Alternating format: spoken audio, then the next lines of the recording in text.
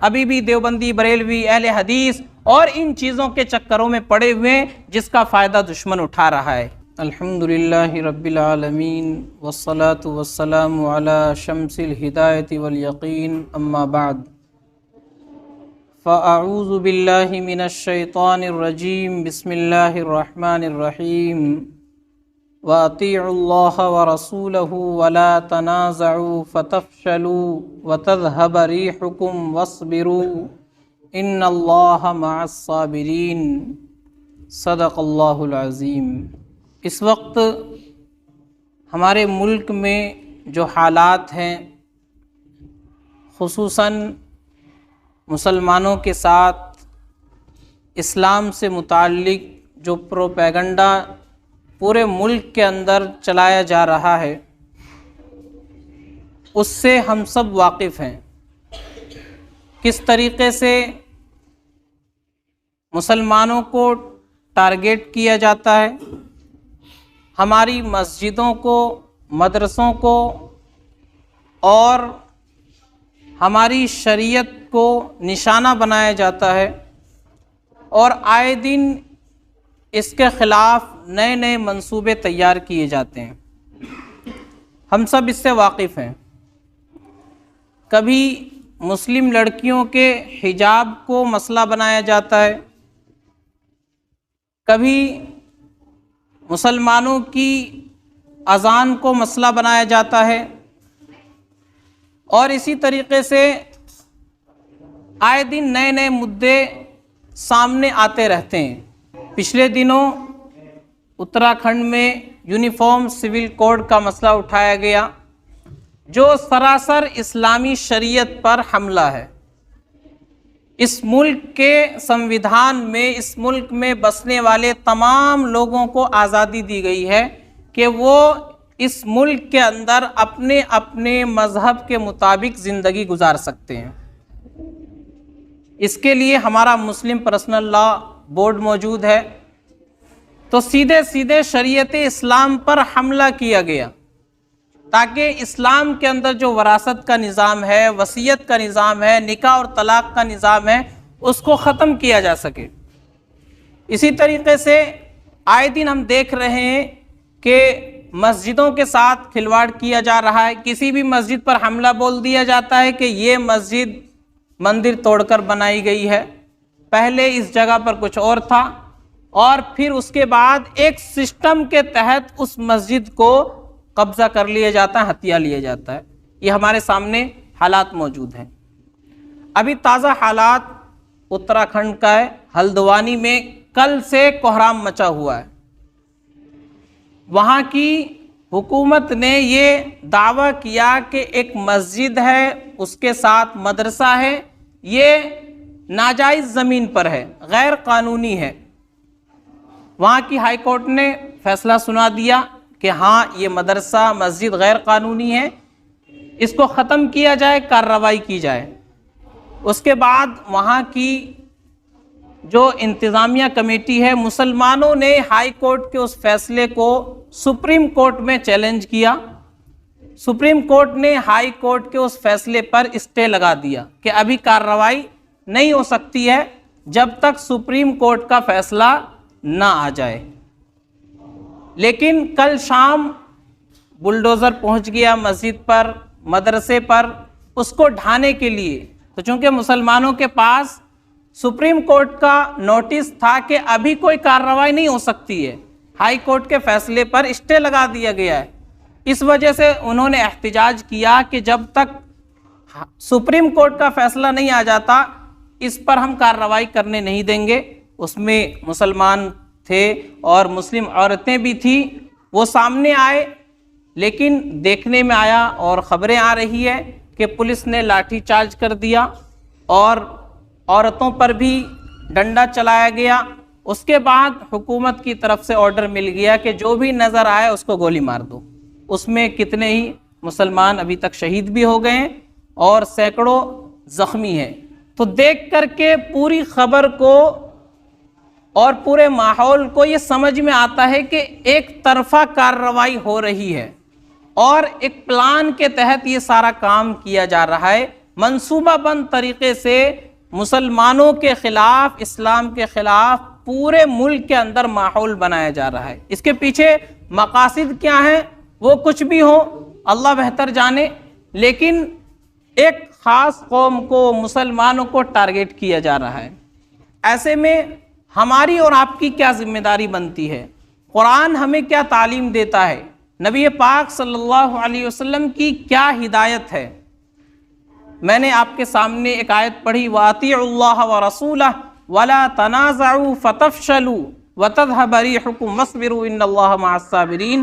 اللہ فرماتے ہیں کہ اللہ اور اس کے رسول کی اطاعت کرو،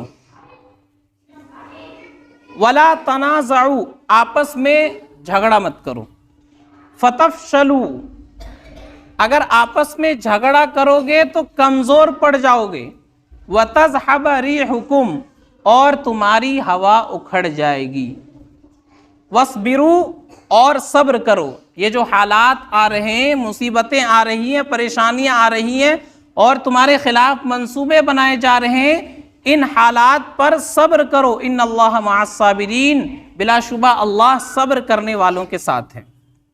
یہ اس آیت کا ترجمہ ہے۔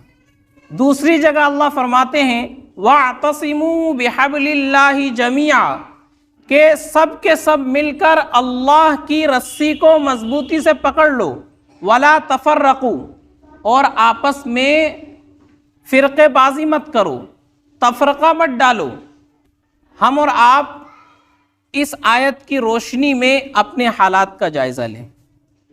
آج ہمارے ملک میں مسلمانوں کے خلاف، ہمارے مذہب اسلام کے خلاف دشمن سازش کر رہا ہے، مختلف طریقوں سے حملہ کر رہا ہے، اور ہم مسلمان کیا کر رہے ہیں؟ ان حالات میں بھی مسلک کھیل رہے ہیں اور فرقہ کھیل رہے ہیں۔ ان حالات میں بھی مسلمانوں کو ابھی تک ہوش نہیں آیا کہ ہم سب کو ایک جگہ جمع ہونا چاہیے، ہم سب کو ایک پلیٹ فارم پر آنا چاہیے، ہم سب کو اتحاد اور اتفاق کی قوت اپنے اندر پیدا کرنی چاہیے۔ ابھی تک مسلمانوں کو یہ ہوش نہیں آیا۔ اللہ نے اس آیت میں آگے مثال بیان فرمائی، وَاذْكُرُوا نِعْمَةَ اللَّهِ عَلَيْكُمْ، اللہ کی نعمت کو یاد کرو جو تمہارے اوپر اللہ کی نعمت ہے، اِذْ كُنْتُمْ أَعْدَاءً، جب تم سب آپس میں دشمن تھے ایک دوسرے کے، فَأَلَّفَ بَيْنَ قُلُوبِكُمْ، پھر اللہ نے تمہارے دلوں کے اندر محبت ڈال دی، فَأَصْبَحْتُمْ بِنِعْمَتِهِ إِخْوَانًا، تم سب اللہ کی اس نعمت کی وجہ سے بھائی بن گئے۔ اللہ نے ایک مثال بیان فرمائی ہے کہ زمانہ جاہلیت میں صحابہ کرام رضوان اللہ علیہ مجمعین آپس میں ایک دوسرے کے دشمن تھے۔ مدینے کے اندر دو قبیلے تھے، اوس اور خزرج، ان کے درمیان صدیوں سے لڑائی چل رہی تھی، اور لڑائی کس بات پر ہوئی کہ ایک قلعہ تھا جس کا نام تھا بواس، اس قلعے کے قریب ایک آدمی گھوڑے پر سوار ہو کر کے بات کر رہا تھا، قریب میں کوئی دوسرا آدمی کھڑا تھا۔ اس گھوڑے نے جب اپنی دم ہلائی، پونچھ ہلائی، تو وہ پونچھ جا کر کے اس آدمی کے چہرے پر لگ گئی، تو اس آدمی نے خنجر نکالا اور اس گھوڑے کی پونچھ کاٹ دی۔ بس اس پر لڑائی شروع ہوئی۔ یہ لڑائی صدیوں تک چلی، لیکن جب اسلام کی دولت آئی، اللہ کے نبی صلی اللہ علیہ وسلم ہدایت لے کر کے آئے، نبی بنا کر بھیجے گئے، آپ نے ان کے سامنے اسلام کا پیغام رکھا اور اللہ کا پیغام رکھا، قرآن کی ہدایت ان کو سنائی، تو وہ لوگ مسلمان ہو گئے اور آپس میں ایک دوسرے کے بھائی بن گئے۔ تو سینکڑوں سال سے لڑائی چلی آ رہی تھی، لیکن اسلام کی نعمت کی وجہ سے اللہ نے جو قرآن کی شکل میں، نبی کی شکل میں ہدایت ان کے پاس بھیجی، اس کی وجہ سے وہ بھائی بن گئے، اور سب نے مل کر کے دین کی خدمت کی، دین کی خاطر قربانیاں پیش کی، تب جا کر کے یہ دین ساری دنیا میں پھیلا ہے، تب جا کر کے اسلام کا پرچم بلند ہوا ہے۔ ورنہ عربوں کے پاس کوئی طاقت نہیں تھی، کوئی دولت نہیں تھی۔ آج جو عربوں کے پاس دولت نظر آتی ہے، یہ اس وقت نہیں تھی۔ نہ وہ معاشی اعتبار سے اتنے زیادہ مضبوط تھے اور نہ ہی ان کے پاس کوئی فوج تھی، لیکن ان کے اندر جو سب سے بڑی طاقت تھی وہ اتحاد کی طاقت تھی، اتفاق کی طاقت تھی، کہ وہ سارے اپنی پرانی دشمنیوں کو بھول گئے، ان لڑائی جھگڑوں کو جو صدیوں سے چلی آ رہی تھی اس کو ختم کر دیا اور بھائی بھائی بن گئے۔ ایک ہو کر کے جب انہوں نے دین کی خاطر قربانیاں پیش کی تو سارے عالم میں چھا گئے اور بڑی بڑی سلطنتوں کو فتح کر دیا۔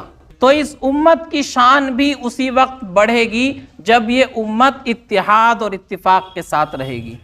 اتحاد اور اتفاق جہاں سے ختم ہو جائے گا امت کی شان گھٹنی شروع ہو جائے گی۔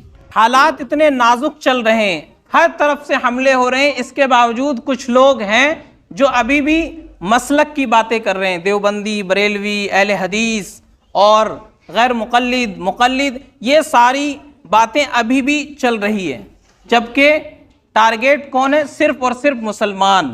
دشمن یہ دیکھ کر حملہ کرتا ہے کہ یہ مسلمان ہے، وہ یہ نہیں جانتا کہ دیوبندی ہے، بریلوی ہے، اہل حدیث ہے یا کس فرقے سے اس کا تعلق ہے، صرف وہ یہ جانتا ہے کہ مسلمان ہے، مسلمان سمجھ کر کے حملہ کرتا ہے۔ لیکن مسلمان یہ سوچ کر کے بیٹھے ہوئے ہیں کہ ہمارے پاس تھوڑی کوئی آ رہا ہے، ہم پر تھوڑی حملہ کر رہا ہے، ہماری مسجد پر تھوڑی حملہ ہو رہا ہے، ہمارے مدرسے کو تھوڑی گرایا جا رہا ہے، ہمارے گھر کی بہو بیٹیاں تو محفوظ ہیں، ان کی عزتیں تھوڑی لوٹی جا رہی ہے۔ تو یہ سوچ کر کے ہم خوش ہو جاتے ہیں کہ ہم تو امن و امان میں ہیں۔ تو یہ ہماری غلط فہمی ہے۔ ہمیں اور آپ کو اس وقت اتحاد اور اتفاق کا مظاہرہ کرنا ہوگا۔ جب تک یہ امت متحد نہیں ہوگی اس وقت تک اس امت کی شان بڑھے گی نہیں، کیونکہ چار آدمی مل کر کے الگ الگ محنت کرے ان کی محنت کا اتنا فائدہ نہیں ہوگا، چار آدمی مل کر کے ایک ساتھ محنت کرے تو اس کا فائدہ زیادہ نظر آئے گا۔ یہی ہے اتحاد اور اتفاق کی طاقت اور قوت۔ تو اس وقت بھی کچھ لوگ ہیں جو اس طرح کی حرکتیں کر رہے ہیں۔ ایک ویڈیو نظر آیا ناسک کا، ابھی تک تو سنتے تھے کہ مسلمان کو غیر مسلموں نے پکڑ کر کے موب لنچنگ کر دی، اس کی جان لے لی، لیکن وہاں مسلمان کو مسلمانوں نے ہی پکڑا اور زبردستی اس سے کچھ باتیں کہلوائی کہ کہو میں بریلوی ہوں۔ اب وہ آدمی جب اس کو چاروں طرف سے گھیر رکھا ہے، اپنی جان بچانے کے لیے بیچارہ بول رہا ہے جو اس سے کہا جا رہا ہے، تو اس سے کہا گیا کہو میں بریلوی ہوں، وہ کہتا ہے میں بریلوی ہوں۔ اس سے کہا گیا کہ کہو میں صلاۃ و سلام بھی پڑھتا ہوں، اس نے وہ بھی کہا، اور جو ان کے عقیدے ہیں، جو ان کے مسئلے، وہ سارے انہوں نے ایک ایک کر کے اس سے کہلوائے اور اس سے بلوائے، اور پھر یہ کہا کہ کہو اگر کوئی سنی ادھر ناسک میں آیا تو اس کو ہم ماریں گے، تو اس نے وہ بھی کہا۔ اسی طرح بڑے عالم مولانا طارق جمیل صاحب کا نام لے کر کے کہا کہ کہو کہ مولانا طارق جمیل، بہت ہی برا لفظ اس نے استعمال کیا اور اس بیچارے نے اپنی جان بچانے کے لیے وہ لفظ بھی کہا۔ تو یہ حالات ہیں مسلمانوں کے کہ مسلمان ابھی بھی ہوش میں نہیں آیا، ہر طرف سے حملے ہو رہے ہیں یہ دیکھ کر کے کہ یہ آدمی مسلمان ہے، لیکن ہم لوگ ابھی بھی دیوبندی، بریلوی، اہل حدیث اور ان چیزوں کے چکروں میں پڑے ہوئے ہیں جس کا فائدہ دشمن اٹھا رہا ہے۔ ایک ایک کر کے ہماری مسجدوں پر حملے ہو رہے ہیں اور ہماری 600 سال 700 سال پرانی مسجدوں پر قبضہ کیا جا رہا ہے ناجائز طریقے سے۔ تو ہمیں اور آپ کو ہوش کے ناخن لینا چاہیے اور تمام مسلمانوں کو متحد ہو کر کے اتحاد اور اتفاق کی طاقت اپنے اندر پیدا کر کے ظلم کے خلاف آواز اٹھانی چاہیے۔ کوئی یہ نہ سوچے کہ آج اس کے ساتھ ظلم ہو رہا ہے تو ہم بچے ہوئے ہیں، یا ہمارے ساتھ ہو رہا ہے تو وہ بچا ہوا ہے۔ کوئی بچنے والا نہیں ہے، ہر ایک دشمنوں کے نشانے پر ہے۔ تو جب تک ہمارے اندر اتحاد و اتفاق کی طاقت نہیں ہوگی اس وقت تک ہم کسی کا مقابلہ نہیں کر سکتے ہیں۔ تو یہ وقت ہے، میں نے آیت پڑھی تھی، اللہ وہی فرما رہے ہیں کہ اللہ اور اس کے رسول کی اطاعت کرو، آپس میں جھگڑا مت کرو۔ آپس میں جھگڑو گے تو تم کمزور پڑ جاؤ گے، تمہاری ہوا اکھڑ جائے گی، تمہاری ہمت جواب دے دے گی۔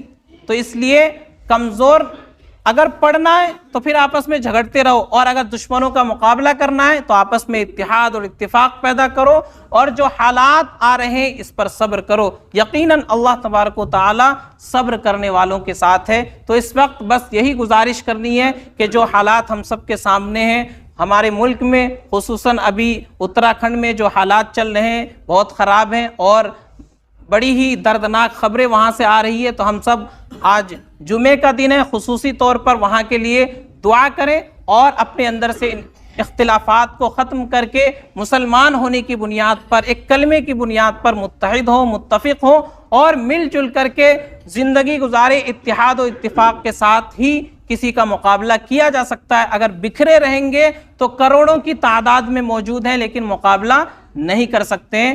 تو ہمیں اور آپ کو چاہیے کہ ان حالات میں ہم اللہ کی طرف رجوع کریں۔